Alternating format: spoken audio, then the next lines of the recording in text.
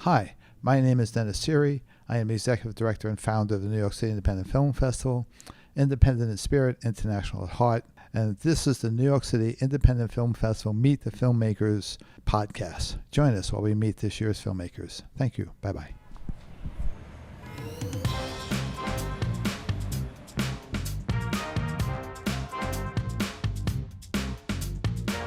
Hi, in this episode, we're here with Henry.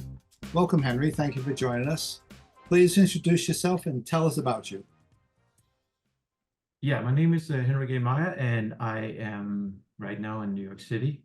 I grew up in Denmark, where I also was first ACing as in the film business, working on TV shows, commercials, music videos, etc., etc. And now, in 2010, I moved to New York City to take a one-year cinematography course. And then after that, I decided to take a work visa or apply for a work visa and work for a few years before I go home. And it ended up being meeting my wife on my first feature film. And now I've been here since 2010, living in this apartment in Astoria with my wife. I've done over 80 short films as a cinematographer and a few feature films. I work on behind the scenes interviews, and all these money I use them to do my next short film. I write in between my jobs as a cinematographer, and then I save up, and whenever I have a good one, I go out and film it. Okay, well, welcome. Thank you for joining us, and thank you for that. Thank you. So, what made you want to be a filmmaker? When was that moment that you realized it? I really like from since I was a kid just to tell stories, but I also like electronics. So that's why when I started in Denmark, it was easy for me to go over and work with cameras because I quickly understand how the menu works and all the technique behind it. So, but story have always like driven me to do, like go into the business, and later on becoming my own. My own director and screenwriter. It took a little bit more a while because I got a little bit addicted to the money that I earned as a first AC and a cinematographer. So it started in 2017 where I was like, no, I want to write my own stories now. And I did my first short film, which is called Blue Car, and it went into Oxford Film Festival and DC Short Film Festivals and a few others. And I was like, oh, this is fun. I want to keep doing this. And then when COVID hit, I took an online screenlight. Sorry, and Just me. sorry. When COVID hit, I took an online screenwriting course and did it for 2.5 years or something. And I was just like learning how to write and tell stories and format it. And I was like, when I got into that, I was like, oh shoot, I do not know how to build up a story and stuff like that from when I did my first one. I was a little bit lucky with the first story I did, but a short film. But anyway, I took this and I was really happy. It's the best thing I ever happened to me. And every time I have some spare time, I sit down, develop stories, and keep writing. Great. I'm glad you did. Thank you. All right. I guess you also answered how long have you been doing this, but how many films have you done now? As a director and screenwriter, I've done 3. This is my 3rd one. I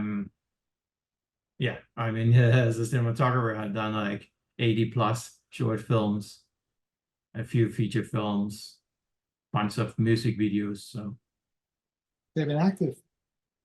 yeah, very active. I've been very lucky. So I mean, I've been down periods, but in most of the time, I've been lucky.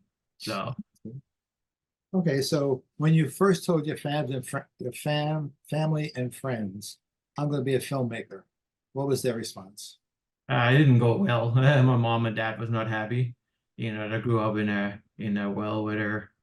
where like you have to have an 8 to 4 job.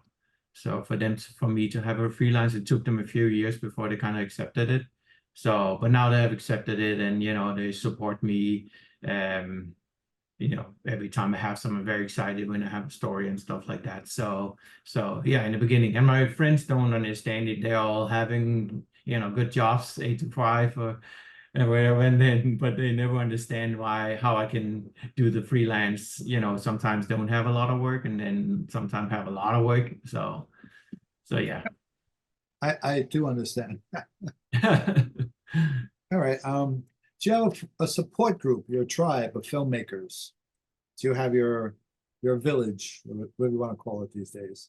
Yeah, I mean, for me as a screenwriter, I have someone for my screenwriting classes, and I have actually one of my teachers writing with and helping him with his because he don't have a lot of experience with, making a film. So I help him, make his film, and he makes me, develop my stories and stuff like that. So, and then I have a beautiful cast and crew that I work with, like it's people I picked from all the short film I shot as a cinematographer. So, and then when I start working with them as a director, I really like, them and keep, using them for every project I have. Yeah. So I'm really lucky. I have a lot of good people here in New York City. Good. All right. What made you decide to make this movie, this film? This movie, Happy Box, was a little bit like I've been around the world a couple of times with the story. It was a little bit, I got a little bit too many things going on in the first kind of drafts. And it took me actually years before I actually find it and simplified it to the version you see today. It's, it was something about like a little bit metaphor, like how we all live in houses and cars and kids, and we all like kind of locked into that society, economic society. I call it handcuffs for humans, legal handcuffs of humans. So, when we all like have bank loans and all these things, have a house, kids, have cars, and that kind of like how I got up the idea. And then I kind of say, what would the future look like if you keep going like that? And then it's all ending up in little 3x3 foot boxes, all being taken care of. AIs is taking care of us. So what was the hardest part and what was the most fun part of making this movie? It was actually building the Happy Box was really, it was really like, it took a long time. I thought I could build in 2 days. It took me over a week together with my production designer and an assistant. And yeah, it took me forever, but it was also like a fun part to develop it because no one had really done that in that way. So like how can she move in there, and then, the grass in the top, that she can do aerobic in, and the little screen, and yeah, all these things. It was a lot of fun building it, but it also was a lot harder than I thought. All right, so what type of filmmaker are you? When you're done with a film, are you happy with your finished product? You say, okay, that's it.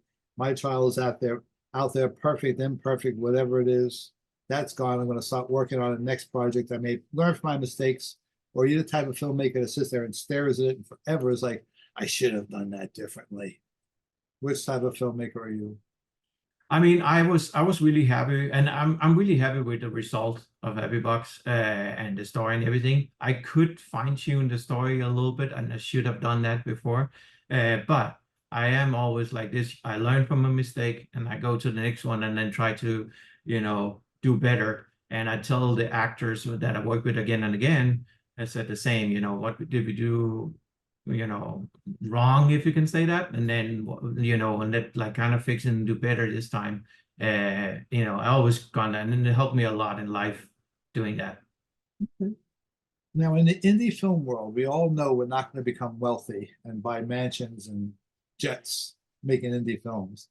What do you consider success? When you say I'm an indie filmmaker, what does success look like?